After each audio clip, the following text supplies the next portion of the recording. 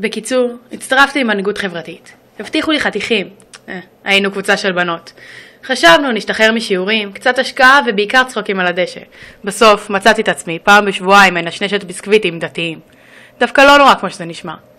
מלכה אמרה, סדר ט"ו בשבט. אני אמרתי, יאללה, מגניב, חוויות וצימוקים.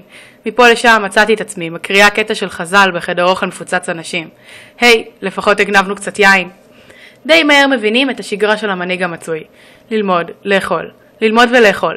לשפוך את הלב מול מלכה, לאכול עם מלכה, לצעוק על אנשים, קצת להקשיב לאחרים, אבל בעיקר לאכול.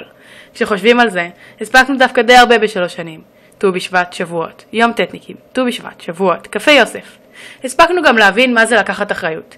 איך זה מרגיש לדאוג שחוויית הלימודים שלנו ושל החברים שלנו תהיה קצת שונה. כל פרויקט לווה בהנאה, בכיף, בהרבה הוואי ובבדיחות פרטיות. זכינו להכיר את מאחורי הקלעים של ברנר, והרגשנו חשובים. ממש חשובים. כאילו אנחנו מנהלים את העולם. בערך. כמובן שכל ההשקעה הזאת הכעיסה כמה מהמורים האחרים, אולי גם קצת ההורים. הכניסה אותנו לתקפי לחץ וגזלה חלק גדול מהזמן שלנו. בקיצור, הצטרפתי למנהיגות חברתית. ואיזה כיף היה.